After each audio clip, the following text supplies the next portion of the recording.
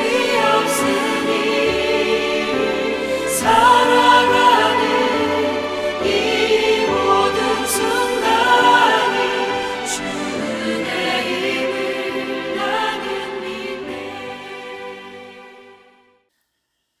성경의 수업을 걷다. 오늘은 잠언 2장입니다.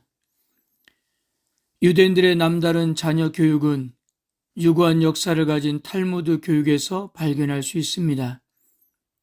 그렇다면 탈무드의 교육의 핵심은 무엇일까요?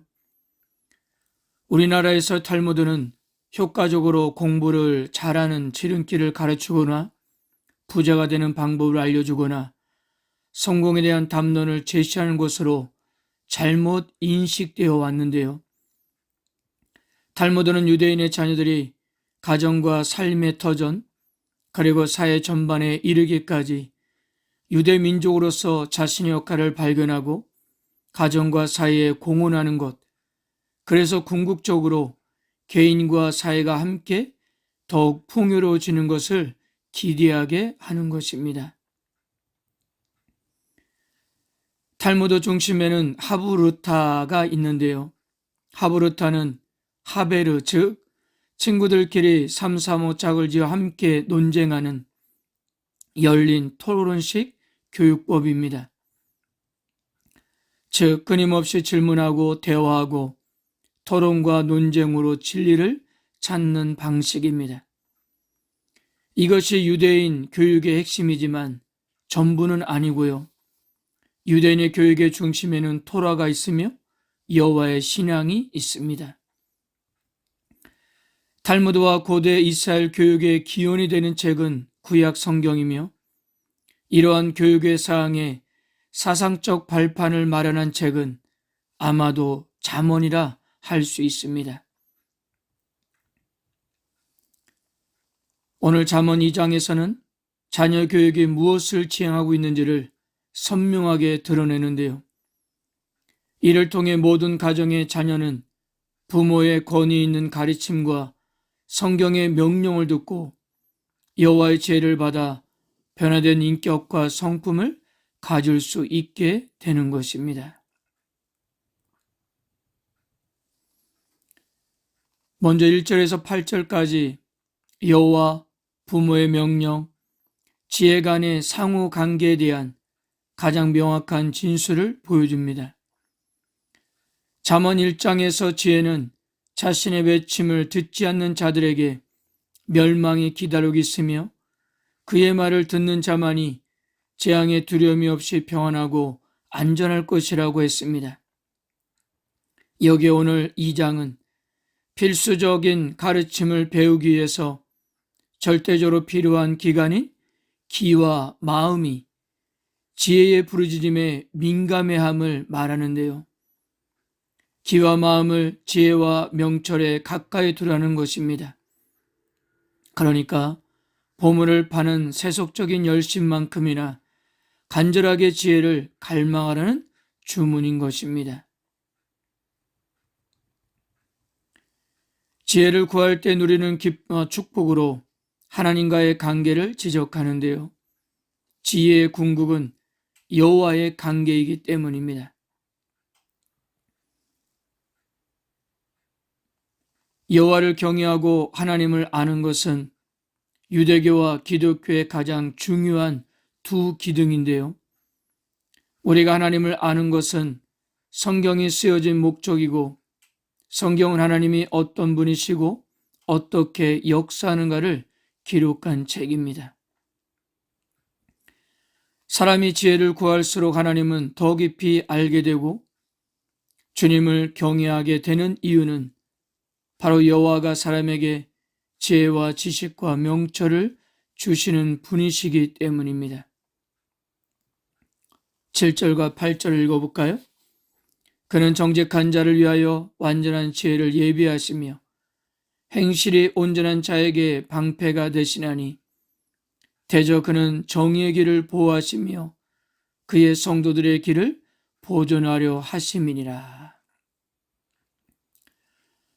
그러니까 정직, 온전, 정의, 경건이 모든 것에 저절로 부여되는 것이 아니라 이것들은 그 길을 걷는 자들에게 주어진다는 것입니다. 그 길을 걷지 않는다면 어떠한 보호도 없다는 것이고요. 또한 이러한 보호를 부여하실 분 역시 여호와란 사실이 7절과 8절의 메시지인 것입니다. 9절에서 19절까지는 지혜의 혜택을 구체적으로 설명하는데요. 이것이 바로 내면을 변화시키는 지혜의 힘인 것입니다. 9절은 공의, 정의, 정직을 모든 선한 길이라 정의하며 지혜자가 이 길을 이해하게 될 것이라고 말합니다. 공의, 정의, 정직 모두 인간의 행위를 지칭하지만 다른 한편으로는 인격을 뜻합니다.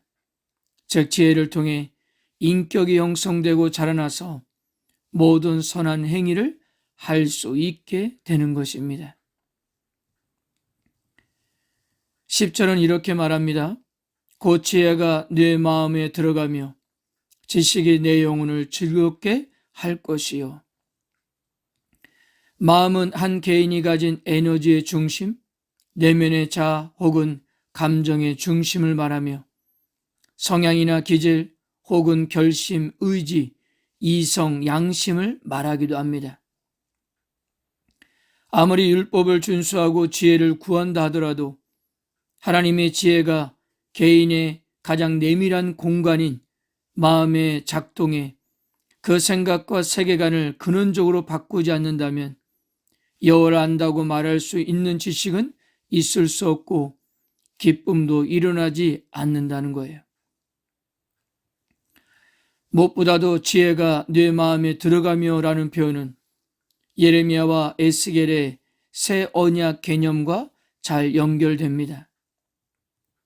예레미야 31장 33절 한번 보세요. 그러나 그날 후에 내가 이스라엘 집과 맺을 언약은 이러하니 곧 내가 나의 법을 그들의 속에 두며 그들의 마음에 기록하여 나는 그들의 하나님이 되고 그들은 내 백성이 될 것이라 여호와의 말씀이니라. 이제 이스라엘은 지혜를 여호와께 받음으로써 조상들이 가르쳤던 모세 율법을 비로소 내면화할 수 있으며 이를 통해 온전히 하나님을 알게 된다는 것인데요. 이것은 그들이 기뻐할 수 있는 근원이 된다는 사실입니다.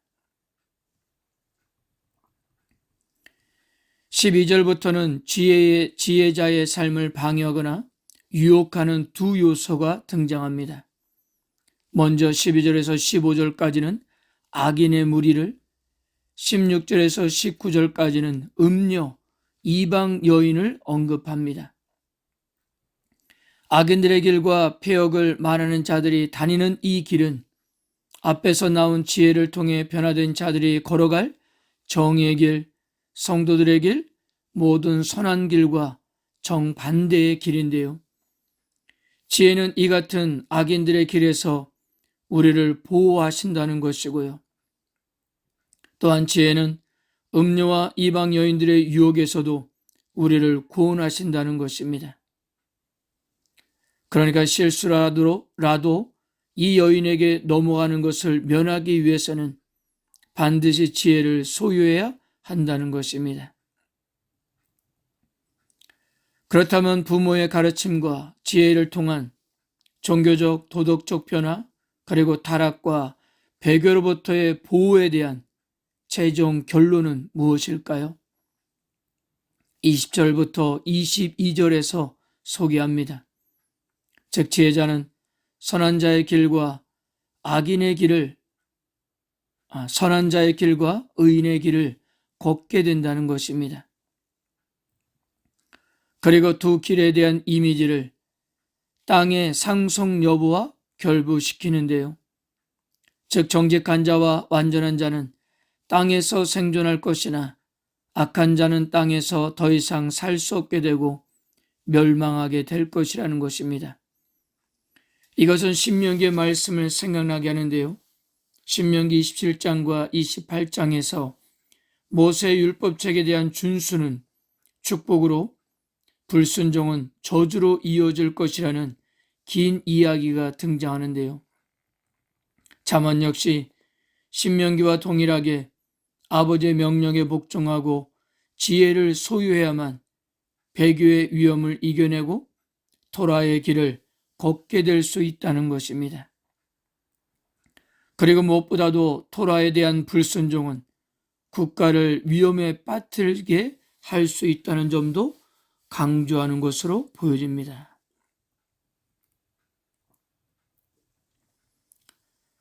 사랑하는 성도 여러분, 고대 이스라엘 교육 목적은 지적 의심을 자극하고 내 발달을 촉진해 세상의 성공을 얻기 위함이 아니며 경쟁에서 남을 짓밟고 이기기 위함도 아니었습니다. 잠언의 사상을 계승한 유대교 교육의 핵심은 품성개발, 인성교육이 자리하고 있는 것처럼 나와 다른 의견을 가진 상대방을 배려하며 소외된 자를 정의롭고 공의롭게 돌보며 공동체를 함께 갖고 나가도록 독려하는 것이 고대 이스라엘의 교육의 요체였습니다. 인생의 모든 가치가 철저히 숫자 속에서 데이터로 처리되는 지금의 시대에서 우리들은 성경을 통해서 무엇을 추구해야 할까요? 무엇을 가르치고 무엇을 지향해야 하는 걸까요? 그것은 그리스도의 성품을 닮아가는 것, 그분처럼 사랑하고 우리의 영혼이 더욱 성숙해지는 것을 추구해야 하지 않을까요? 그래야 잠언이 이야기하는 길을 우리들도 갈 수 있을 것 같습니다. 물론 이 길은 내 스스로 힘으로는 갈 수 없는 길입니다. 그러므로 내 안에 계신 성령님에게 은혜를 구하고 우리에게 필요한 지혜를 구하고요. 또한 하나님의 말씀을 통한 기준을 가지고 세상과 다른 길을 걸어가야 하겠습니다. 아멘.